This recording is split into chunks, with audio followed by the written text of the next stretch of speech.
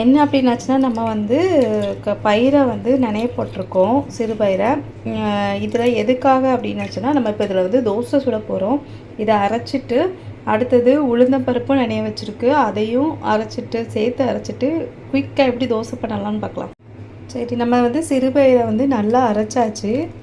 சரி, இதில் ஊற்றிக்கலாம். சரியா? அடுத்தது என்ன வச்சுருக்கோம் அப்படின்னாச்சுன்னா உளுந்தம்பருப்பை வந்து நம்ம நனைய வச்சுருக்கோம், இதையும் நல்லா அரைச்சிக்கலாம். சேம் வந்து தோசைக்கு வந்துட்டு நம்ம வந்து அரிசியை வந்து நனைய போட்டு அரைப்போம். அதுக்கு பதிலாக வந்துட்டு நம்ம சிறுபயிறு இருக்குல்ல, பச்சை சிறுபயிறு, அதை போட்டுட்டு நம்ம அரைச்சிருக்கோம். இது எதுக்காக அப்படின்னாச்சுன்னா நமக்கு வெயிட் லாஸை வந்து கம்மி பண்ணும். இப்போ வந்துட்டு உளுந்தும் அரைச்சாச்சு. நம்ம வந்து ஏற்கனவே வந்து சிறுபயிறு வச்சுருக்கோம் இல்லையா, அது கூட வந்துட்டு நம்ம சேர்த்துக்கலாம்.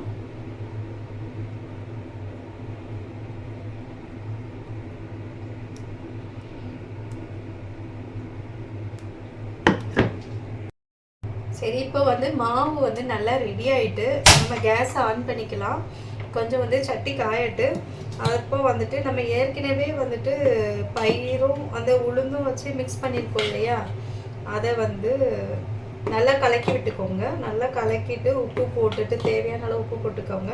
உப்பு போட்டுட்டு நல்லா கலக்கி வச்சிங்கன்னா இதை வந்து ரொம்ப நேரம் வந்து வெளியே புளிக்க வைக்கணும் அப்படிலாம் கிடையாது. நீங்கள் ஜஸ்ட்டு வந்து அந்த சிறு பயிரையும் இந்த உளுந்தையும் நனைய வச்சு ரெண்டையும் மிக்ஸ் செய்தாலே போதும். இதே மாதிரி ஆயிருங்க. பார்க்க அழகாக இருக்குல்ல, பச்சை கலரில். இதனால என்ன பெனிஃபிட் அப்படின்னாச்சுன்னா நமக்கு வந்து வெயிட் லாஸ் ஆகணும் அப்படின்னு நினச்சிங்கன்னா நல்லது. இது வந்து நமக்கு அரிசியை சேர்க்கறதுனால வந்து கார்போஹைட்ரேட் வந்துட்டு அதிகமாக இருக்கும். பட் இதுங்கும்போது ரொம்ப கார்போஹைட்ரேட் கம்மியாக. சரி, நமக்கு வந்து இப்போ தோசை கல் வந்துட்டு நல்லா காஞ்சிருச்சு. நான் வந்து நல்லெண்ணெய் சேர்க்க போகிறேன். இதையும் நல்லெண்ணெய் வந்துட்டு என்கிட்ட இருக்குது. பட் உங்ககிட்ட எந்த எண்ணெய் இருந்தாலும் இதை நீங்கள் யூஸ் பண்ணிக்கலாம். ஊற்றியாச்சு. அது நல்லா பரவுறதுக்காக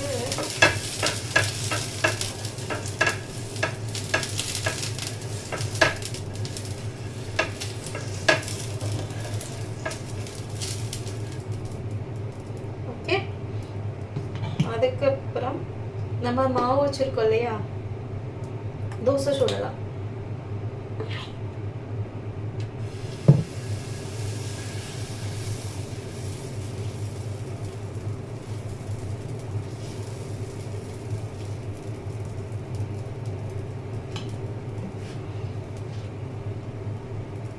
வாங்க வேண்டும் இதயம். இதயம் நல்லதுங்க, உடம்புக்கு ரொம்ப நல்லது.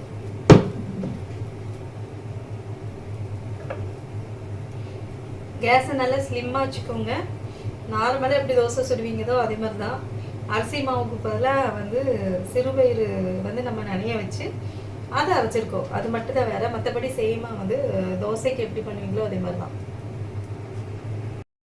சரி, அந்த சைடு தோசை ரெடி ஆகிட்டு இருக்கு. அதுக்கு நம்ம சொல்லிட்டு அதை வாயை பார்த்துட்டு இருக்கக்கூடாதுல, அதனால தான் சட்னி பண்ண போகிறோம். முதல்ல வந்து நல்லா தேங்காய் வந்து கீரிக்கலாம்.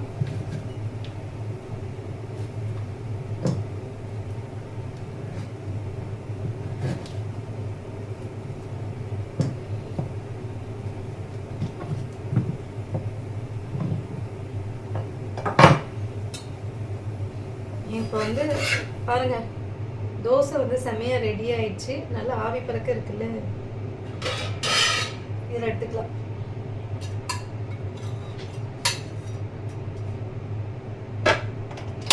பாருங்க, சேம் வந்துட்டு நம்மளோட அந்த தோசை மாதிரி தான் இருக்கும். பட் நல்லா வந்திருக்குல்ல. சாப்பிட்டு பார்ப்போமே, உப்பு கட்டாது. நல்லா இருக்கும். ஆனால் இது வந்து நீங்கள் சாப்பிட்டீங்கன்னா வந்து சூடோடு சாப்பிடணும். நான் உப்பு கட்டாக்கான்னு தான் பார்த்தேன். சரியா, இப்போ சாப்பிட வர சாப்பிடலாம். இப்போ வந்து நல்லா வெந்துருச்சு. சரியா, பாருங்க தோசை.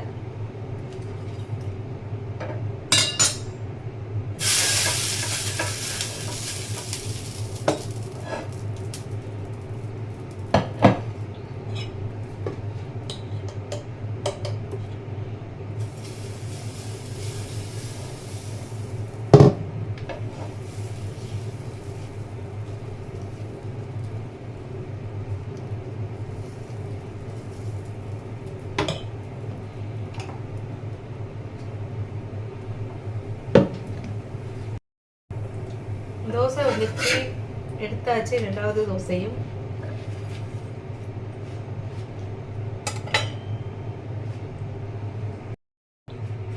பாருங்கங்க, செம்மையாக வந்து தோசைமா இது உங்களுக்கு பார்த்தாச்சுன்னா ஏதாட்டும் வித்தியாசம் தருதா? இது வந்து ரியல் அந்த நம்மளோட எப்போ சாப்பிட்ற அரிசி மாவு தோசை மாதிரியே தானே தருது. பட் ஆனால் அது இல்லை, டிஃப்ரெண்ட்டாக இருக்குது. சரி, நம்ம வந்து சட்னி அரைச்சி வச்சுருக்கோம். அந்த சட்னி வந்து கொஞ்சம் வச்சுக்கலாம். சரியா,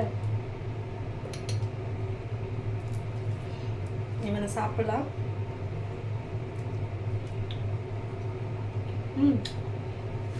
சூப்பராக இருக்குங்க. நீங்களும் உங்கள் வீட்டில் இது மாதிரி ப்ரிப்பேர் பண்ணுன்னா ப்ரிப்பேர் பண்ணி பாருங்கள், நல்லாயிருக்கு. அதுவும் இல்லாமல் என்ன பார்த்தீங்க அப்படின்னாச்சுன்னா, இது வந்து அரைச்சி வச்சு அடுத்த நாள் தான் யூஸ் பண்ணணுன்னு இல்லை, டைரெக்டாக வந்து யூஸ் பண்ணலாம். அதுவும் இல்லாமல் நமக்கு வந்து வெயிட் லாஸ் பண்ணணும் அப்படின்னா இதே மாதிரி 2 இல்லைன்னா 3 தோசை சாப்பிட்டீங்கன்னா ஹெல்த்துக்கும் நல்லது, வெயிட் லாஸும் ஆகும்.